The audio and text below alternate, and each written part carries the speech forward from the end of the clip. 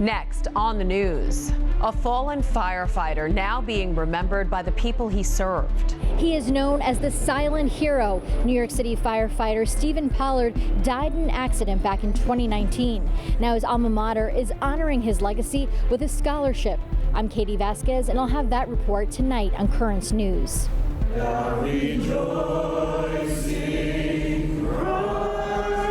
Plus, a special award for the Bishop of Brooklyn. This one comes from students. Pope Francis goes to Venice. It's the Holy Father's first trip in 7 months. We have the sights and sounds. Plus, the new nickname given to Pope Francis by thousands of grandparents and grandkids. I'm Christine Persichetti. Currents News starts right now.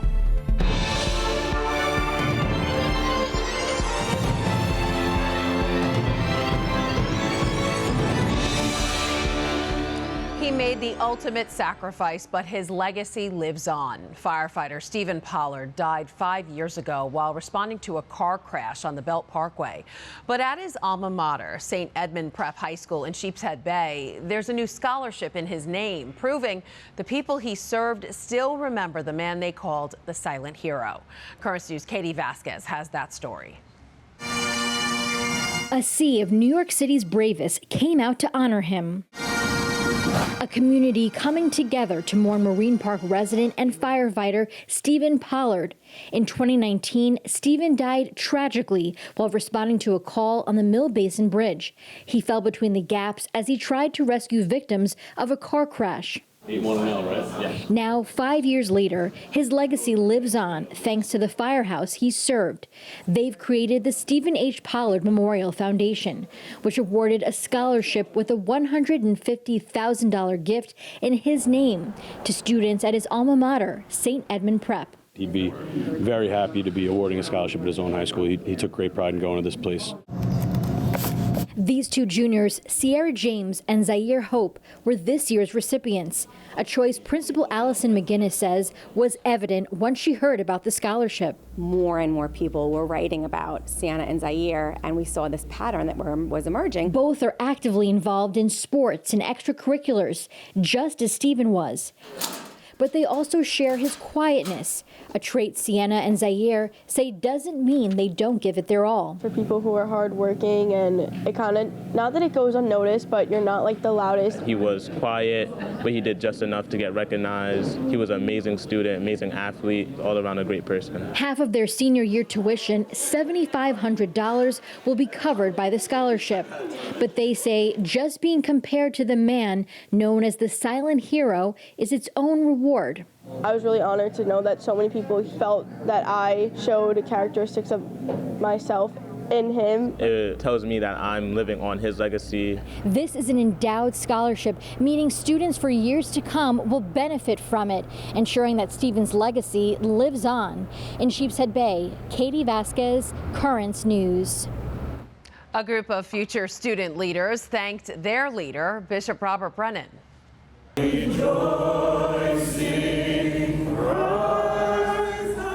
The shepherd of the Diocese of Brooklyn was one of the honorees at the annual Ambassador Gala hosted by the Diocese's Vicariate of Black Catholic Concerns. The event supports their ambassador program, which for the last 15 years has given opportunities to underrepresented teens in the Diocese of Brooklyn.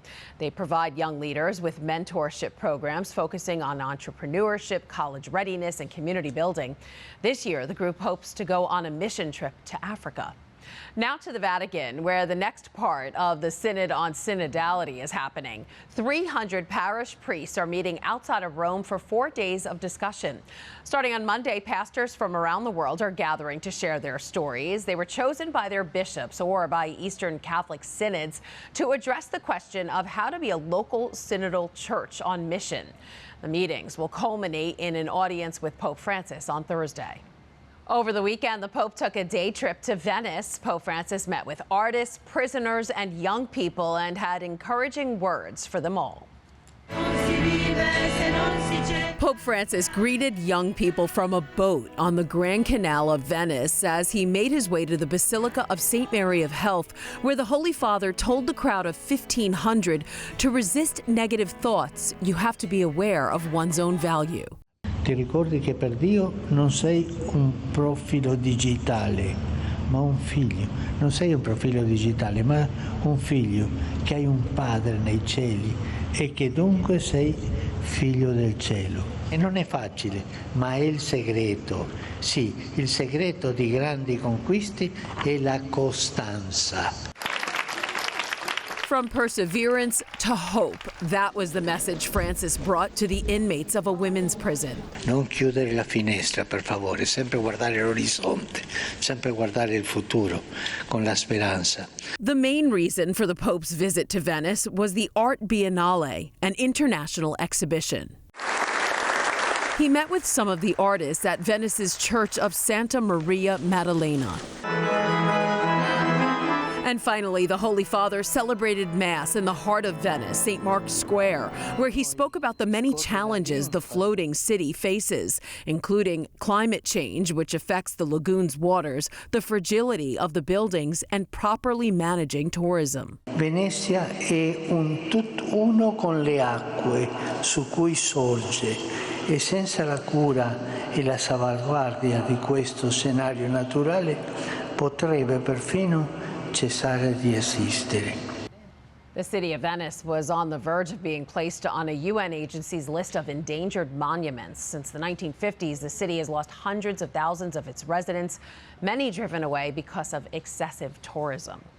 Pope Francis's next trip will be happening in just a couple of weeks. The Holy Father is heading to Verona, the famed town where Shakespeare's Romeo and Juliet was set.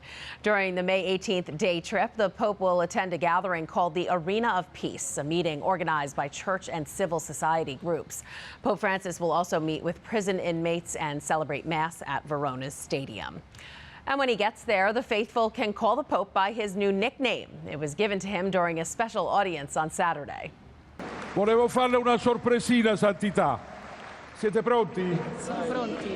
Papa Francesco L'abuelo del mondo. Le piace?